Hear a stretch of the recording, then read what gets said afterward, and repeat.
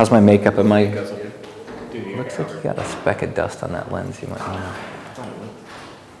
It's ruining the entire shot. Or am I just catching? It's all right. You're good.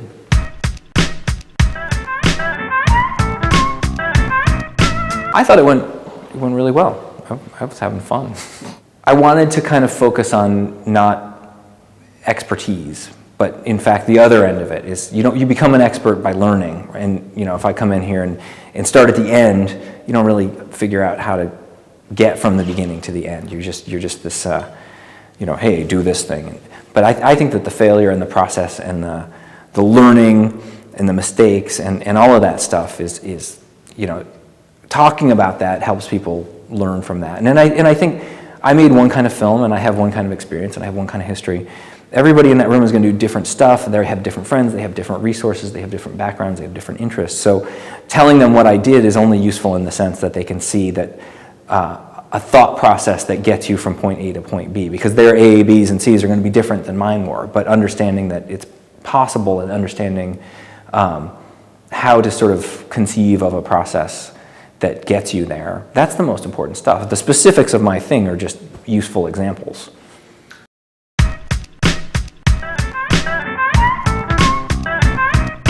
It all seems really positive. I mean, I saw a couple of them here today. And the Flash Forward Festival brings just so many opportunities for my students, and you see it reflected in their work. I mean, just Friday night, we had our own student event in the South End, and we're walking down the street, and we see the Flash Forward student show through the window, and everybody's like, "Oh, there's Camilla! Oh, there's Morgan!" And they got all excited, and it set this tone of sort of collegiality, but also this maybe a little bit of competitiveness, like, "Oh, I want to be that person too," and a good little bit of healthy competition never hurt anybody. When I was a student, there seemed to be such a divide between the end of school and then being involved in the community. And we ended up starting Big Red and Shiny as this because we didn't feel connected. It wasn't like, hey, we're insiders. It was like, hey, we're outsiders with no access, right? And I think things like Flash Forward narrow that gap. I mean, I think it's really scary in this environment, in this economy, to graduate from college without really knowing what the next thing is. And so things like Flash Forwards set up this knowledge that it's not miles, it's only feet or inches to go from school to a professional career. So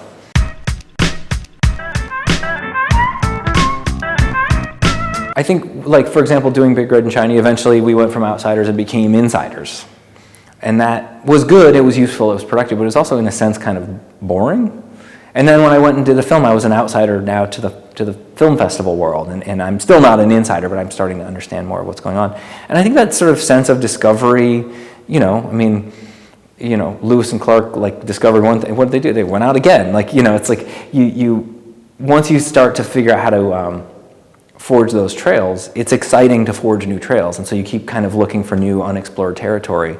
And as a creative, as an artist, it's like, okay, and maybe I haven't conquered photography, but I have a good sense of what photography does and how it speaks, and you use that vocabulary when it's exciting or when you have a project that's worth it. But that's like conquering new territory, making movies, or who knows what the next thing will be, because it's chasing what's interesting. Now I'm back to photography for a while. Now I'm back to music for a while. Now I'm back to film for a while. Now I'm back to design for a while. Now I'm back to the web for a while, and then this thing, that thing, right? I mean, at the end of the day, the film is about photography, and I did a lot of photography, filmmaking. It has, sound work in it that I had to do. I also had to write.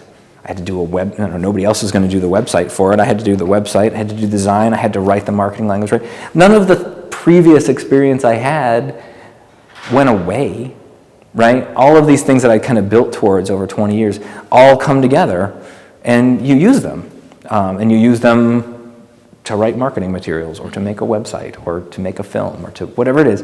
And then you just add the next layer, and the next layer, and the next layer,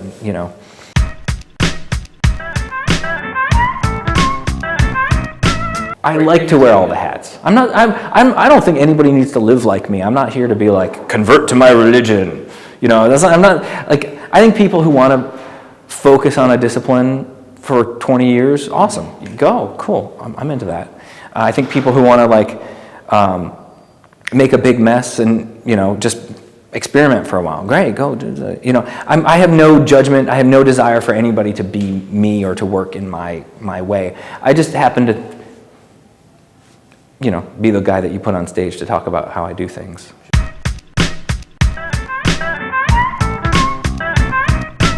Yeah, I think there's, especially among younger folks, there's a lot of fear about, I don't know how to do something, therefore I'm not even going to try to start a project that might get close to that thing that I don't know. I'm afraid of lawyers, I'm afraid of money, I'm afraid of spreadsheets, I'm afraid of accountants.